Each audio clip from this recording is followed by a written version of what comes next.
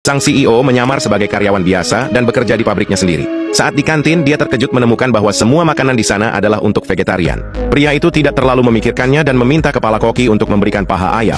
Kepala koki tidak hanya mengatakan tidak ada, tetapi juga memarahinya dengan kasar. Melihat sikap kasar sang koki, pria itu ingin memberinya pelajaran. Tapi seorang rekan kerja di dekatnya menghentikannya, lalu membawa pria itu ke meja untuk makan sambil mengobrol. Dari obrolan itu, pria itu mengetahui bahwa mereka sudah lama tidak menyajikan hidangan daging. Saat dia masih bingung, seorang anak muda kaya berjalan mendekat dan langsung duduk di sebelahnya. Tak lama, sang koki segera membawakan makan siang mewah.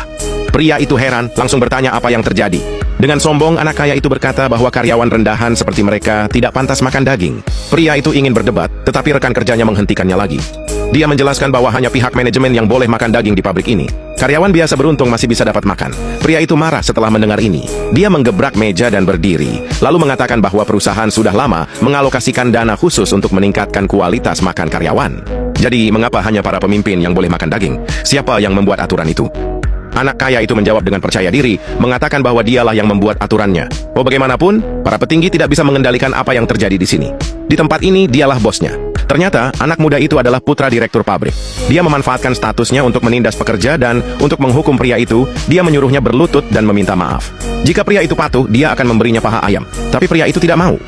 Anak kaya itu merasa dipermalukan, melampiaskan amarahnya pada karyawan lain sebagai cara untuk mengintimidasi pria itu.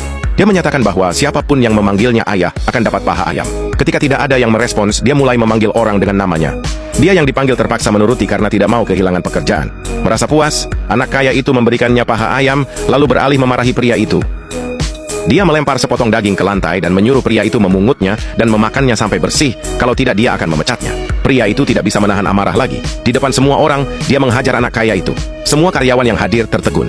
Mereka tidak percaya seorang karyawan biasa berani menghajar putra direktur pabrik. Merasa dipermalukan, anak kaya itu langsung memanggil HRD untuk memecat pria itu. Tapi di luar dugaan, manajer HRD adalah istri pria itu. Dia hanya belum tahu bahwa suaminya adalah sang CEO. Jadi malah dia yang meminta maaf kepada anak kaya itu atas nama suaminya. Jangan kemana-mana, tunggu part 2.